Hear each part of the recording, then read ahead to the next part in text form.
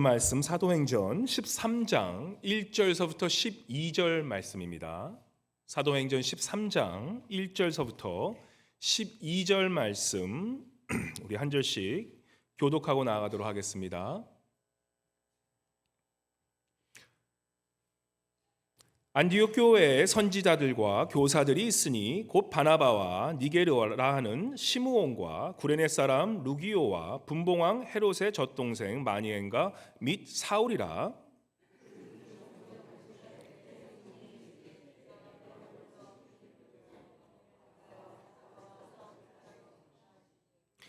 이에 금식하며 기도하고 두 사람에게 안수하여 보내니라.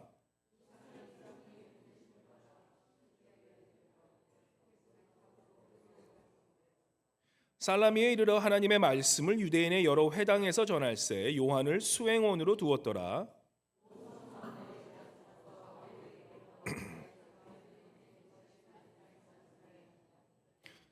그가 총독 서기오 바울과 함께 있으니 서기오 바울은 지혜 있는 사람이라 바나바와 사울을 불러 하나님의 말씀을 듣고자 하더라.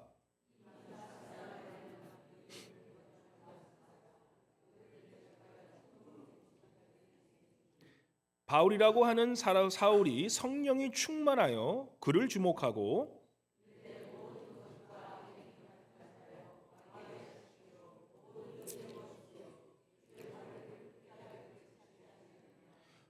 보라 이제 주의 손이 내 위에 있으니 내가 맹인이 되어 얼마 동안 해를 보지 못하리라 하니 즉시 안개와 어둠이 그를 덮어 인도할 사람을 두루 구하는지라. 이에 총독이 그렇게 된 것을 보고 믿으며 주의 가르치심을 놀랍게 여기니라. 아멘. 아멘. 우리 임마누엘 성가대 나오셔서 그가 날 인도하시네 우리 주님께 찬양 올려드리고 하겠습니다.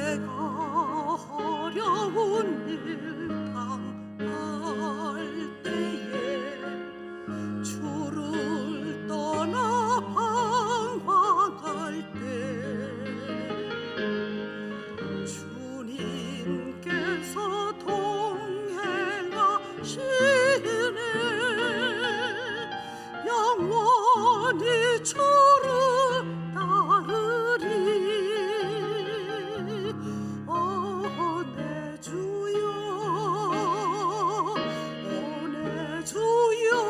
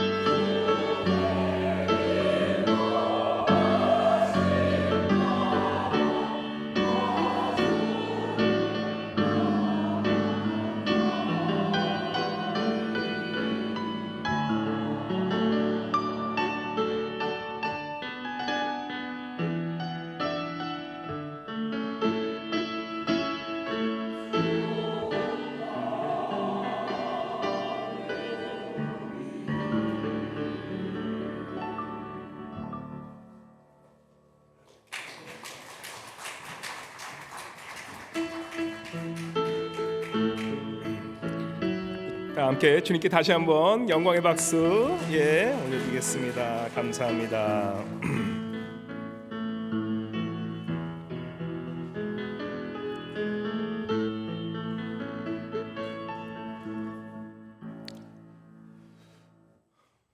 우리 오늘은 14분의 선교팀, 나바오 선교팀이 이제는 오늘 저녁에 나바오로 선교를 떠나게 됩니다. 저희가 거의 한 코로나 이전부터 거의 한 3년 만에 선교를 많이 준비했지만 정말 처음으로 이렇게 선교를 가는 그런 귀한 자리가 오늘 이 자리에 마련됐습니다.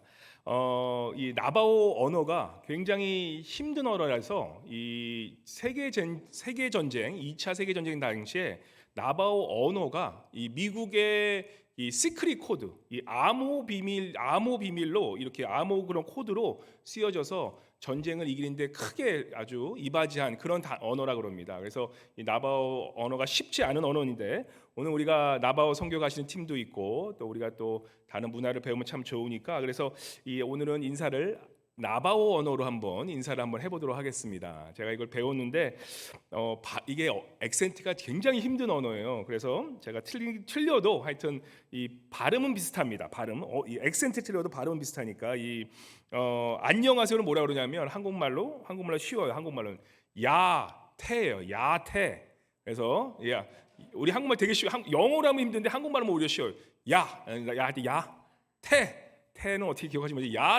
야태라고 하시면 그게 안녕하세요라는 말입니다. 그래서 옆에 분 보시면서 야태, 야태,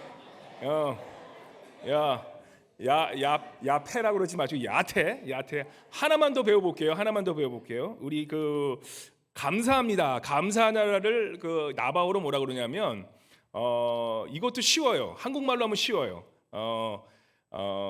김희애 아시죠? 김희애 배우인데 김희애가 아니라 아희애예요. 그러니까 성이 아시라고 생각하고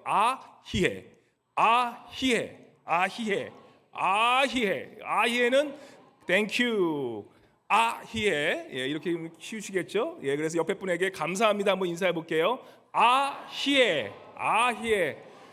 이거 우리 여기 다 선교 가셔도 될 것 같은데 아쉽네요. 나바오 선교는 우리가 처음 이번에 이 시작점을 찍지만 계속 지속적으로 하도록 한번 우리가 노력해보도록 하겠습니다. 그래서 우리 오늘은 또 특별히 이 말씀을 위해서 우리 팀장, 우리 선교팀 이번에 인도하시는 우리 이영찬 목사님께서 우리 또 목사님께서 말씀 전해 주실 때 우리 나바오 말로 한번 우리 안녕하세요 한번 해볼까요? 뭐였죠? 야태. 손가락질 하지 마시고 하지 마시고 야태로 우리 목사님 우리 한번 환영해 보겠습니다. 야태 목사님 감사합니다. 오늘 또 은혜 많이 받으시기 바랍니다.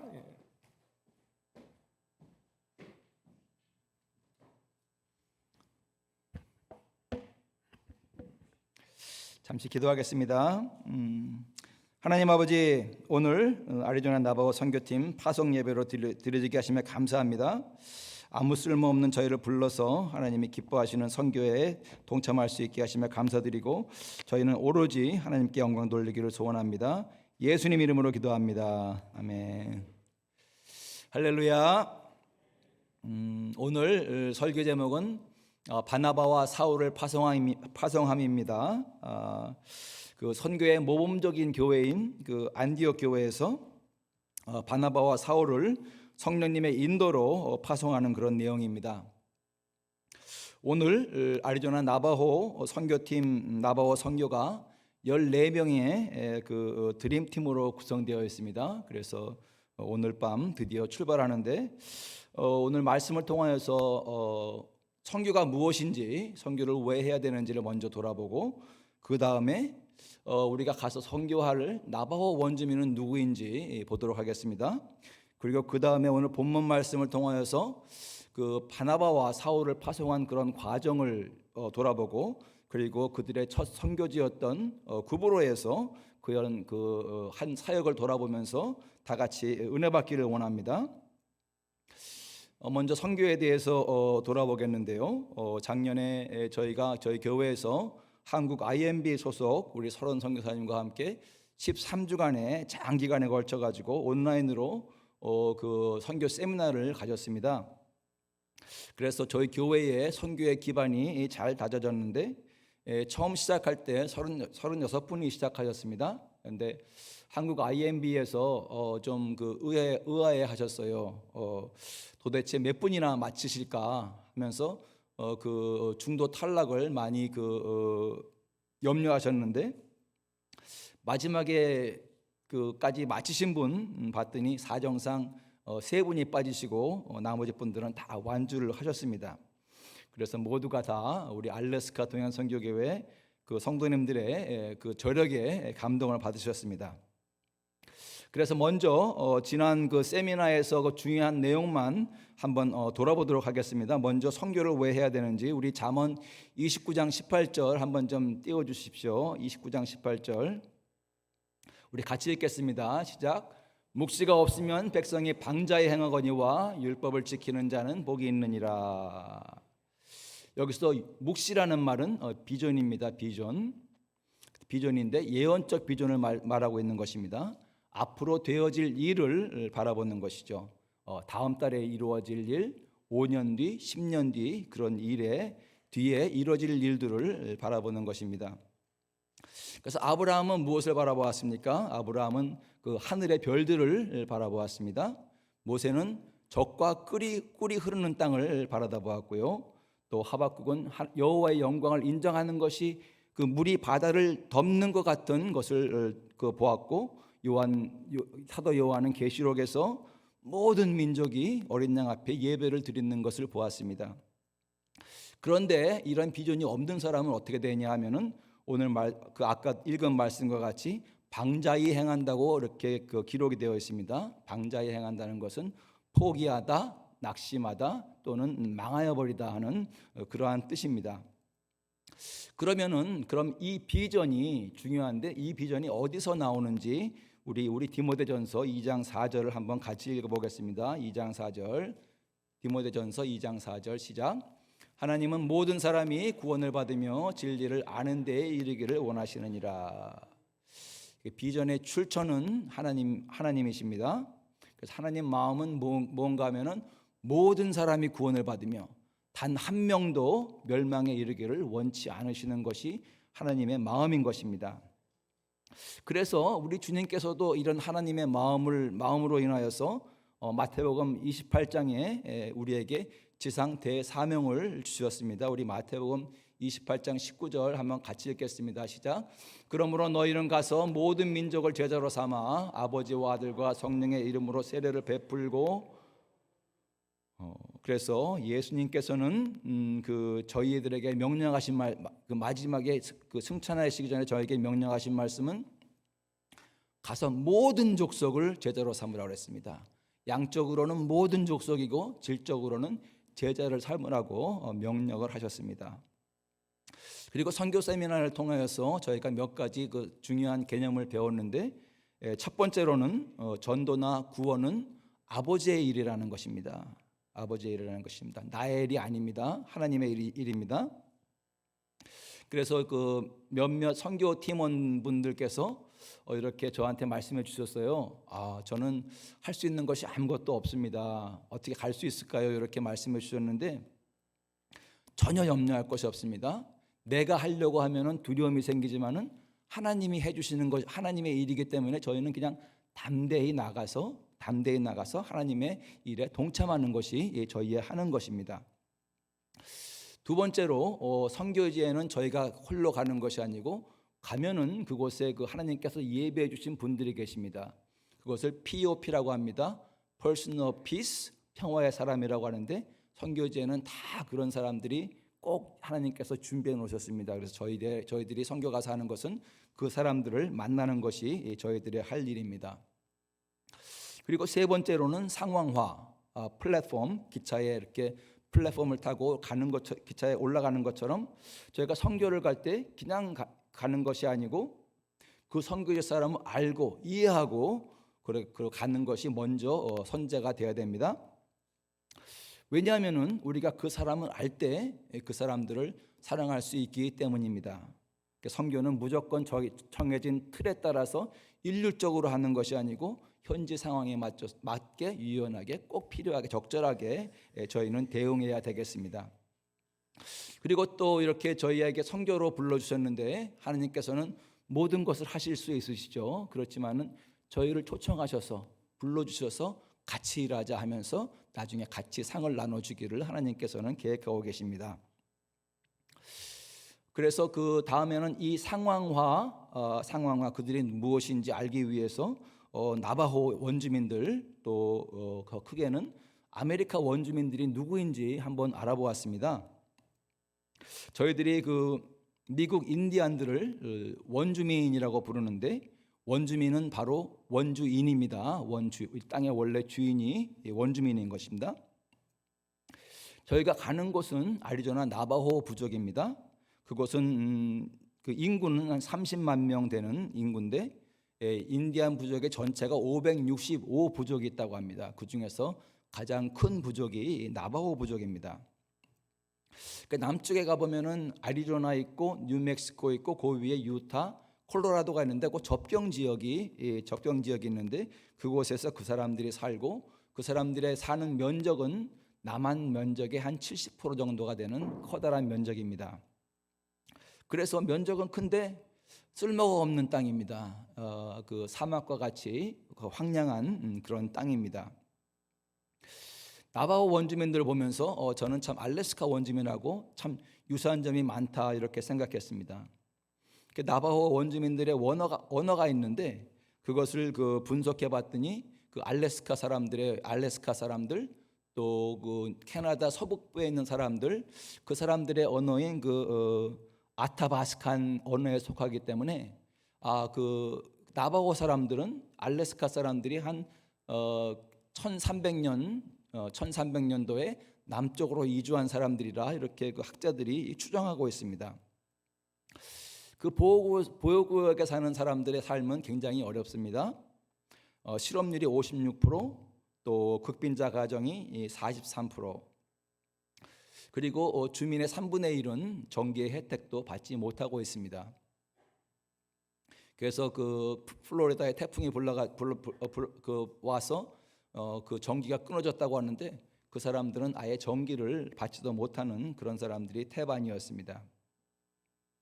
제가 나바호의 원주민 또 미국 그 인디안들에 대해서 조사를 하면서 느낀 것은 참 그 한국 사람은 한이 많은 민족이다 하는 말을 많이 들었죠. 그렇지만은 그 미국 원주민들에 비하면은 아주 그 약과더라고요. 그 사람들은 그 유럽인들이 그 이주해 오자 그 수탈을 당했어요. 땅도 뺏기고 또 학살도 당하고 지금 그들이 사는 곳은 황무지 같은 곳에 살고 있습니다.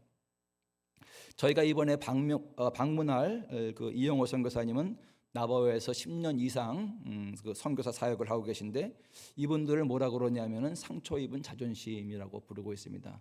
아주 상처가 심한데 자존심이 크신 그런 분들입니다. 나바호족의 복음화율은 2% 내지 4%, 아주 미약합니다. 아주 미약합니다. 근데 항상 그런 것이 아니었고요. 2차 대전 후에는 그분들이 그 교회가 굉장히 부흥했었습니다. 그래서 그 선교사를 파송하기도 한 그런 교회였었는데 1960년대부터 반기독교 그 정서가 급증하면서 교회는 아주 급감을 하였습니다. 그들이 그 교회에 물은 질문은 이것이었습니다. 우리가 추방당할 때 교회가 한 것은 무엇입니까? 이렇게 질문하였습니다. 그랬더니 교회가 한 것이 아무것도 없거든요. 그렇기 때문에 그들은 교회에 실망을 하고 교회를 떠났습니다. 그리고 자신들의 전통 문화로 회귀를 하였습니다. 그래서 샤머니즘을 하고 그랬었는데 미국 그 많은 분들은 그 미국 원주민들을 폄하하고 있죠. 이 사람들은 너무 미개해. 그 샤머니즘을 왜 믿고 있어? 그렇지만은 그 원주민을 담당하는 선교사님들의 해석은 다릅니다. 이 사람들은 그 원주민들이 그 전통 문화를 돌아가는 것은 자기들의 정체성을 알기 위한 그런 몸부림치기다, 아픔의 소리다, 이렇게 그 해석을 하고 있는데 저는 많이 동감이 되었습니다. 그리고 이제 그 콜럼부스가 신대륙을 발견하고는 그 많은 유럽 이민자들이 몰려오기 시작했습니다. 그 당시에 미국에 거주하는 인디안 수는 한 3천만 내지 5천만, 또 그래서 유럽 인구와 거의 대등한 그러한 그 숫자였다고 합니다. 2010년도 인구 센서스에 의하면은 미국 인디안의 인구는 300만 내지 500만으로 줄었습니다. 거의 10분의 1로 줄어든 것이죠. 그 유럽 이민자들은 그 배를 타고 미국 동부에 정착을 하였는데 사람들이 점점 밀려오면서부터 그들은 땅이 필요했습니다. 그래서 그들은 거기 살고 있는 인디안들을 내쫓기 시작했습니다. 왜냐하면은 인디안들이 그 사냥을 하지 않습니까? 버팔로 잡으러 다니면은 한참 가야 되니까 땅이 많이 차지하고 있었어요. 그러니까 1830년도에 미국 의회에서는 인디안 리무벌 액트라는 그런 법을 제정했습니다. 인디안 이전법이라는 것을 제정해가지고 너희들 인디안은 이제부터 동부에서 못 살아, 미시시피 강 서쪽에서만 살아, 이렇게 해가지고 거기다 경계를 정해줬어요. 그래서 서쪽은 인디안 땅 이렇게 했는데 문제가 금광이 발견하면은 사람들이 몰려드는 거예요. 몰려들어와 가지고 그 인디안들이 점점점 밀려가지고 지금은 그 오클라호마 그 근처에만 살고 있다고 합니다. 그 다음에 이제 이렇게 그 인디안들을 그 강제 이주시키는 그런 것도 하였지만은 그 다음에 그들이 시도한 거는 인디안들을 동화시켜야 되겠다. 강제 동화시키는 그런 정책을 시도했습니다. 그래서 그들에게 인디안 아이들에게 교육을 시켜야 되겠다 하면서 교육을 시켰어요. 그러면서 근데 교육을 시키다 보니까 집에 가면은 자기들의 언어를 쓰고 자기들의 문화를 접하다 보니까 이건 아니다 해가지고 그들을 기숙학교로 옮겼어요. 기숙학교에서 거기서 먹고 자고 하면서 거기에 수용을 했는데 그러면서 첫날에 한 거는 뭐냐면은 인디안들이 긴 머리를 잘라버리고 두 번째 날에 한 거는 그 이름을 바꿔버렸어요. 세 번째 날 한 거는 너희 언어를 쓰지 마 하고 언어를 막아버렸어요. 그래서 그 기숙학교가 목표하는 거는 교육을 시키고 또 개인화를 시켰습니다.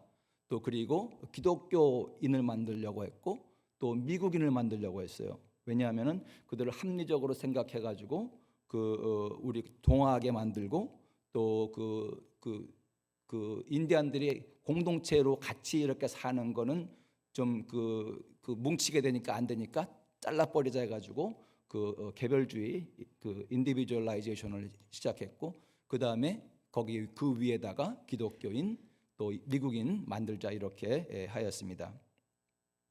근데 그 밑에 깔려 있는 의도는 무엇인가 하면은 그들이 사냥을 하기 때문에 땅이 많이 차지하고 있는데 그냥 농업시키고 또 공업시키면은 땅이 필요 없으니까 나머지 땅은 다 우리 땅이 되는 것이라는 그런 의도가 깔려 있었습니다. 그리고 불행하게도 그런 강제 동화 정책에는 기독교인들, 선교사들, 교단들이 적극 가입해가지고 인디안들에게 피해를 입히는 데 많은 기여를 하였습니다. 그래서 이러한 잘못된 동기에서 시작된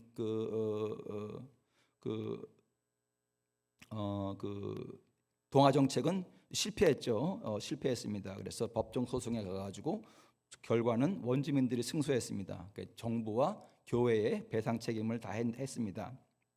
그래서 캐나다 성경회 대주교인 피어스라는 사람이 원주민들한테 사과를 했어요. 우리가 잘못했다 사과를 했는데 이분들이 받아들였을까요? 받아들였어요. 받아들였는데 그냥 잘못했다고 해서 그냥 받아들인 것이 아니고 장장 8년간이 지난 후에 그 사람들이 진짜 사과할 의도가 있는지 진정성이 있는지 확인한 후에 그들은 그 사과를 받아들였습니다. 그리고서 중요한 합의를 했는데 앞으로 원주민 선교 담당은 원주민이 한다. 그래서 외국인들이 들어와서 원주민 선교를 하면서 그 지도자의 위치에 서는 것이 아니고 앞으로는 모든 책임과 모든 권한을 원주민이 가지고 전도를 하자, 선교를 하자 하는 그런 합의를 하였습니다. 그러면서 성공의 대주교의 고백이 무엇인가 하면은 우리의 잘못은 우리가 선교지에서 보스 노릇을 한 것이 우리의 그 실패의 원인이었다 이렇게 그는 고백하였습니다. 요 사이에는 점점 그 미국 정부나 기독교 교단에서 인디안들에게 행한 그런 잘못을 깨닫고 사과하는 일이 많이 발생했습니다. 연합감리교회, 장로교회, 캐나다 성공회 등 그리고 몇 달 전에는 그 교황이 또 캐나다에 가서 사과하기도 그랬는데요. 2000년도에 그 미국의 그 인디안 뷰로 오브 인디안 어페어스라는 그런 내무부 산하의 그런 기관이 있는데 거기에서 175주년 기념을 행사를 하면서 나와서 그 사람들이 자신의 잘못을 고백했어요. 그들의 첫 번째가 뭔가 하면은 우리는 인디안들에게 독한 술을 공급하여서 그들의 육체와 정신을 파괴시켰습니다. 두 번째로 우리는 그들에게 마약을 제공하여서 그들의 정신을 혼미하게 만들었습니다. 고백했어요. 세 번째는 또 우리는 그들에게 병균을 공급하여서 죽였습니다. 이렇게 고백했습니다. 그래서 실제로 그 사람들은 그 천연두 균이 있는 그런 담요를 그 원주민들한테 줬어요. 그래가지고 거기 사는 사람들은 다 천연두에 걸려가지고 죽게 만들어가지고 그 인구가 10분의 1로 줄어든 것이죠. 그런 과거가 있었는데 그럼 앞으로는 원주민 선교는 어떻게 해야 되는 것인가 보면은 우리는 그 원주민 누군가 하는 것에 대한 정확한 시각이 필요합니다. 그래서 원주민 안에도 하나님의 형상이 있다는 것을 꼭 기억하시기 바랍니다. 그래서 저희가 그 나바호로 가는데 저희가 그냥 가는 것이 아니고 하나님의 사랑으로 무장하고 그리고 그들에게 접근해야 되겠습니다. 그러면서 그들에게 가장 필요한 것은 무엇인가 하면은 예수지요. 그들의 전통 문화가 그들을 도울 수가 없습니다. 그들에겐 오직 예수만 필요한데 그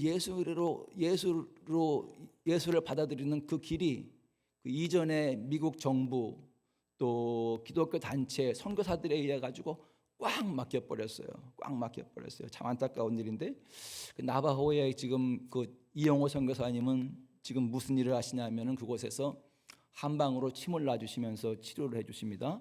그리고 또 그 아이들을 위해서 그 어린이 성경도 공급해주고 학용품도 공급해주면서 그들에게 그 바늘구멍만한 그 조그만 구멍이 있는데 그 구멍으로 복음을 넣기 위해서 그 열악한 그 나바호 보호 지역에서 10년 넘게 살면서 그들에게 사역하고 계십니다. 저희가 이제 그분의 사역을 도우러 가는데요. 저희 혼자 할 수 없고 여러분의 많은 기도가 필요합니다. 이제 본문으로 들어가겠습니다. 그 바나바와 바울을 그 안디옥 교회에서 파송하는 그런 내용이 처음에 시작됩니다. 선교사 파송의 가장 모범적인 모델이라고 할 수 있겠습니다. 바울이 누구였나 하면은 그는 그 선교사였는데 극렬한 반기독교 선교사였습니다. 사도행전 9장에 그가 그 그리스도인을 핍박하기 위해서 자기 고향을 떠나가지고 먼 나라에 가가지고 그 기독교인을 잡으려고 이렇게 가는 도중에 다메섹으로 가던 중에 그는 예수님을 만나가지고 회심을 했죠. 그 다음에 그는 3일 후에 성령 충만을 받았어요. 그리고 그 후에 바로 세례를 받았습니다. 그리고 또 그 이방인을 위해서 택한 나의 그릇이라는 그런 사명도 받았어요. 그래서 그 사명도 받고 성령 충만도 받고 그리고 그랬지만은 그는 바로 선교지로 가지 않았습니다. 그는 먼저 아라비아 광야에서 3년 동안 그는 그 자신의 사고를 다시 뒤바꿨습니다. 정통 유대주의 교회에서 그 예수님을 예수 그리스도의 복음으로 다시 바꾸는데 3년의 기간이 필요했습니다. 그 후에도 그는 선교사로 파송되지 않았습니다. 그에게 부족한 것이 있었는데 그것은 무엇인가 하면은 그가 아직 교회에 속하지 못하였고 또 공동체 안에서 훈련받고 순종하는 그런 훈련이 그 단계에 아직 이르지 못하여서 그는 아직 선교사로 파송되지 않고 비로소 오늘 읽은 사도행전 13장에서 수리오 안디옥 교회에서 가라 하는 그런 말이 떨어지기까지 그는 수년 동안의 준비 과정이 필요했습니다. 이것이 성경에서 말하고 있는 모범적 선교사 파송 모델입니다. 하나님의 부름과 또 교회의 보내심 받는 두 가지 요소가 합쳐진 그런 모델이라고 할 수 있습니다. 안디옥 교회는 어디인가 하면은 안디옥 교회는 평판이 좋은 도시가 아니었습니다. 안디옥은 도시는 평판이 좋은 도시가 아니었습니다. 유흥과 타락의 도시였습니다. 마치 그 라스베가스와 같은 곳이었습니다. 그런데 놀랍게도 그런 곳에 그 교회가 있었다는 것이에요. 그리고 근데 그 오늘 사도행전 13장 1절에 보는 바와 같이 교회의 지도자가 5명이 있었습니다. 기록된 지도자가 그 선지자와 또 교사들 5명이 있었는데 첫 번째는 그 구브로인 바나바 있었고 또 시몬 니게로 또 구레네 사람 루기오 헤롯의 젖동생 마나엔 사울이 있었는데 그 바나바는 큰 마음을 가졌던 그 위로자였습니다. 그리고 시몬은 니그로라는 말입니다. 그래서 아프리카 사람이고 또 구레네 사람 루기오도 아프리카 사람입니다. 리비아 도시 지역의 해변 도시에 있는 지역입니다. 그리고 헤롯의 젖동생 마나엔 그건 누구냐면은 헤롯의 아버지에게 입양돼 가지고 그 헤롯과 함께 왕궁에서 자랐던 왕궁 출신의 사람입니다. 그리고 마지막으로 사울, 터키 다소 지역의 그 유대인 랍비 이렇게 5명으로 구성되어 있습니다. 이걸 보면서 그 안디옥 교회는 참으로 다양한 그 인종, 배경, 종교 또 사회적인 계급으로 구성된 그 교회라는 것을 저희가 알 수 있는데 이렇게 다양한 배경이 다양한 배경을 가지고 하나로 딱 융합한 교회가 선교지향적인 교회가 될 수밖에 없는 것이죠. 하나님께서 원하시는 것은 저희 이렇게 다양한 그룹의 사람들이 연합해 가지고 하나의 가족이 원하는 것을 하나의 가족이 되는 것을 하나님은 원하고 계십니다.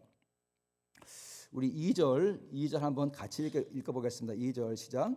주를 섬겨 금식할 때에 성령이 이르시되 내가 불러 시키는 일을 위하여 바나바와 사울을 따로 세우라 하시니.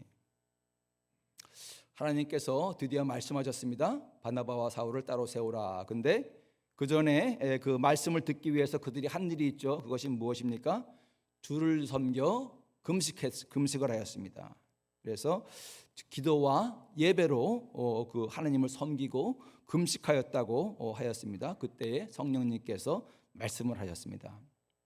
이것이 하나님의 응답을 받는 그 비결입니다.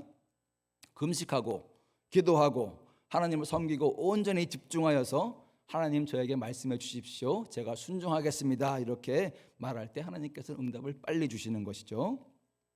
그 다음에 3절에 이에 금식하며 기도하고 두 사람에게 안수하여 보내리라 되어 있습니다. 성령님께서 말씀하셨을 때 그들은 바로 순종하였습니다. 문제가 있었는데 바나바와 바울은 그 5명의 지도자 중에서 그 최고의 지도자들이었습니다.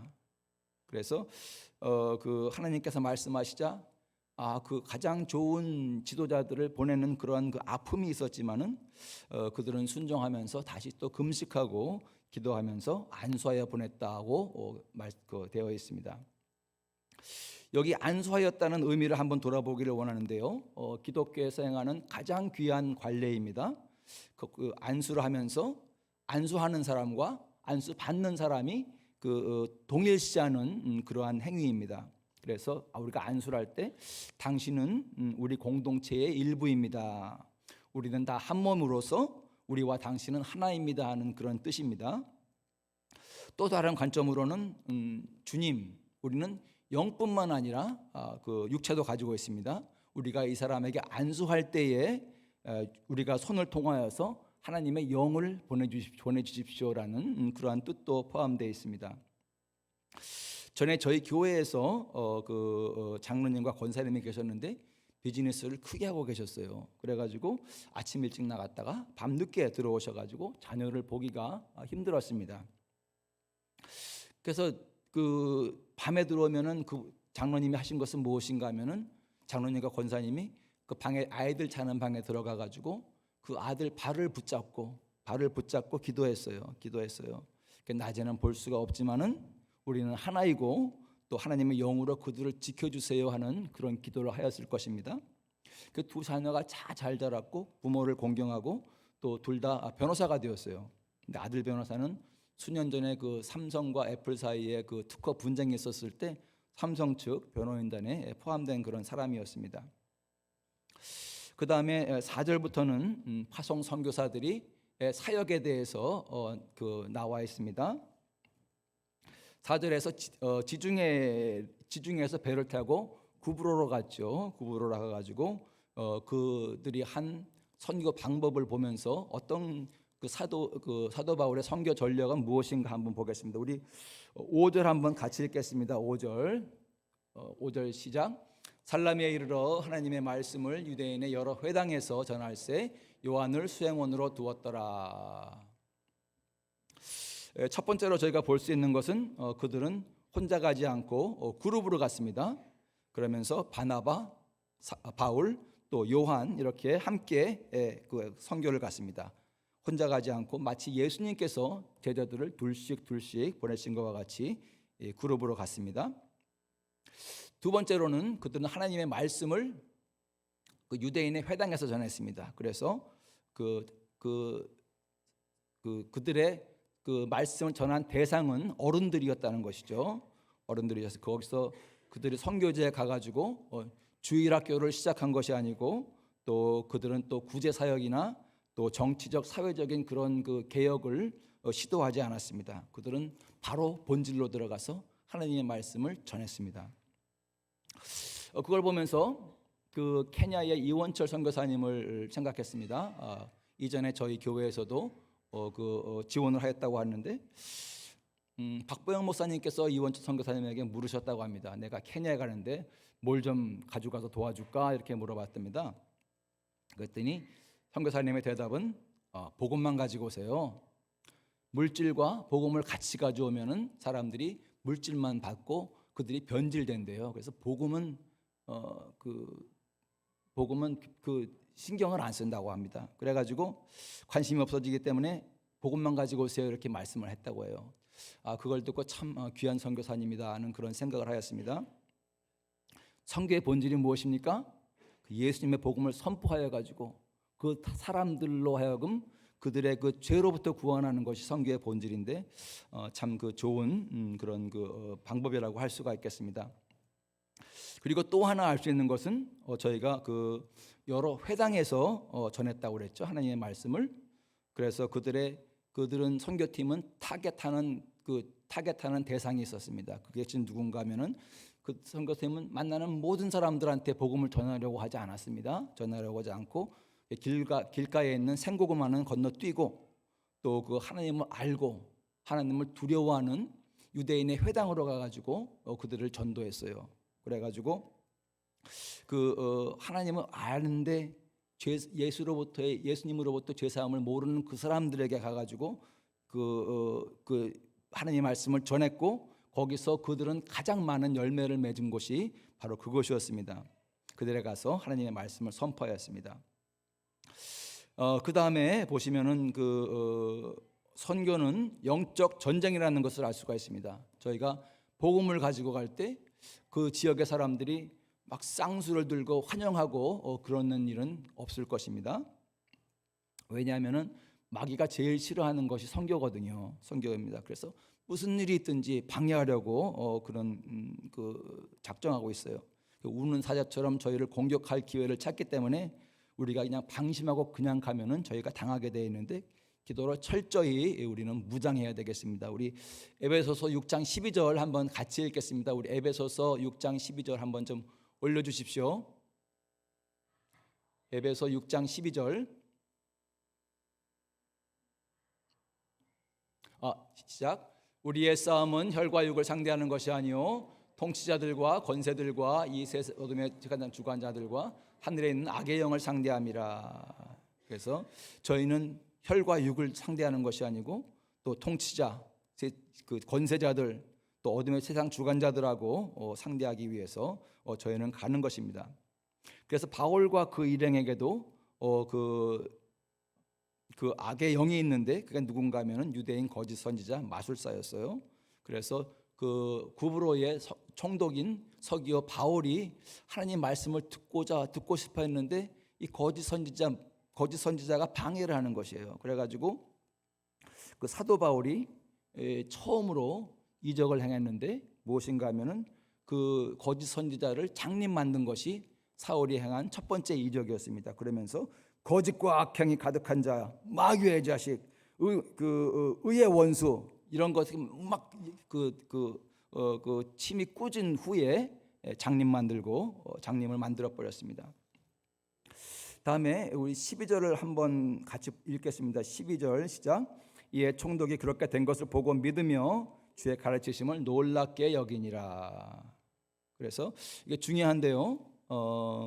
그 총독이 그렇게 된 것을 그냥 믿은 게 아니죠. 보고 믿었습니다. 보고 믿었어요.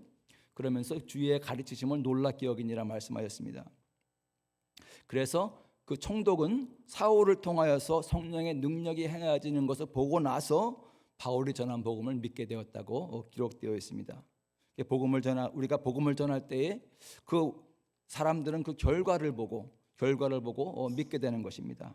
그래서 저희가 선교를 갈 때에 성령님의 도움이 없이는 선교를 할 수가 없는 것입니다. 우리가 아무리 소리 높여서 외치고 또 뭐 소책자를 나눠주고 또 듣기 좋은 말을 한다고 해서 그들은 받는 것이 아니고 그들은 먼저 보기를 원하고 또한 하나님도 그들이 보기를 원하십니다. 그리고 나서 13절에 보면은 사도 바울은 떠났습니다. 그래서 사도 바울이 그곳에서 충분한 그런 충분한 사람들이 예수를 믿게 하고 또 제자들을 만들어 놓은 후에 그들은 다른 곳에 가서 사역을 이어갔습니다. 말씀을 맺겠습니다. 오늘 나바호 원주민의 그런 애처로운 그 역사를 보면서 여러분들도 참 인간이 악하구나 하는 것을 느끼셨을 것입니다. 그 유럽 사람들, 유럽 이주자만이 악한 것이 아니고 저희 모두가 다 악하죠. 저희가 꼭 필요한 사람은 예수 그리스도밖에 없다 하는 것을 여러분들이 다 아셨을 것입니다.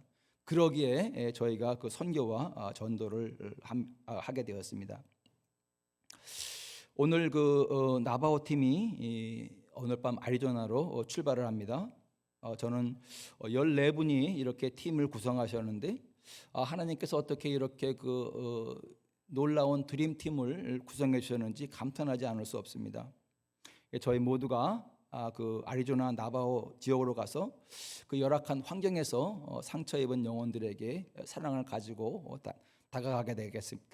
다가갑니다. 근데 그 길은 만만치가 않을 것입니다.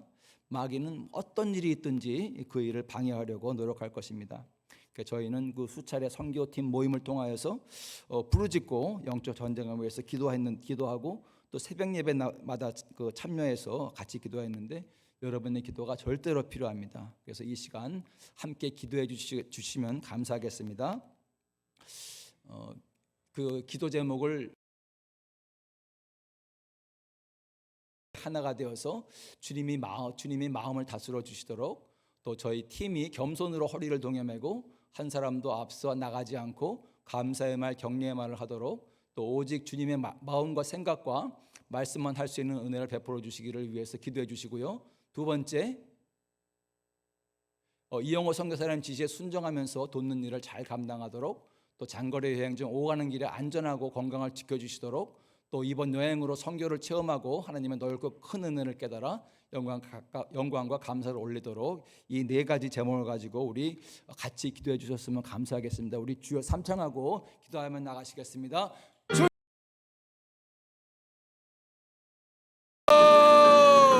주여 할렐루야. 좋으신 하나님 감사합니다. 아버지 하나님이시여 저희가 아버지 때가 되어서 이제 14분의 선교팀으로 구성하여서 아버지 아래주나 나바오로 나아갑니다. 아버지 선교팀이 하나가 되게 하시고 아버지 주님께서 마음을 다스려 주시기를 구합니다. 아버지 겸손으로 머리를 동이게 하시고 아버지 한 사람도 없어 튀어나가게 하지 말게 하시고 감사의 말 경배의 말을 하는 아버지 말조심하게 주님께서 붙들어 주시옵소서. 또한 아버지 하나님이시여 오직 하나님의 마음과 생각과 아버지 말씀만 할 수 있는 은혜를 베풀어 주시옵소서. 또한 아버지 저희가 그곳에 섬기실 이영호 선교사님 지시에 순종하면서 아버지 돕는 일을 잘 감당할 수 있게 인도해 주시옵소서. 저희의 생각을 물리치게 도와주시고 아버지 순종하는 귀한 사역 잘 감당할 수 있게 인도해 주시옵소서. 또한 아버지 6시간 비행기 6시간 아버지 운전하는 아버지 장거리 여행 중에 갑니다. 아버지께서 지켜주시고 아버지 안전하고 저희 모두 건강 아버지 하게 인도하여 주시옵소서. 하나님의 온전하신 보호하심이 함께하기를 구합니다. 아버지 또한 아버지 선교여행을 통하여서 아버지 선교를 체험하고 하나님의 넓고 큰 은혜를 깨닫고 영광과 찬송을 돌리게 부족함 없게 인도하여 주시옵소서. 아버지 그렇게 하신 하나님을 찬양합니다. 그렇게 해서 하나님을 찬양합니다. 할렐루야. 우리 주님 감사합니다. 감사합니다. 오직 성령이 너에게 임하시면 너희가 권능을 받고 예루살렘과 온 유대와 사마리아와 땅끝까지 이르러 내 증인이 되리라 하시니라. 사랑의 하나님 아버지, 저희가 상처받은 자존심들을 향하여 하나님의 사랑으로 나아갑니다. 장거리 여행할 텐데 선교팀원들을 보호해 주시고 성령의 말할 수 없는 은혜를 체험할 수 있게 인도하여 주시옵소서. 또한 이 선교 여행 이후에 또 지속적인 선교가 되게 하시고 또 전도의 불씨가 타고나는 전도의 불씨가 될 수 있게 인도하여 주시옵소서. 예수님 이름으로 기도합니다. 아멘.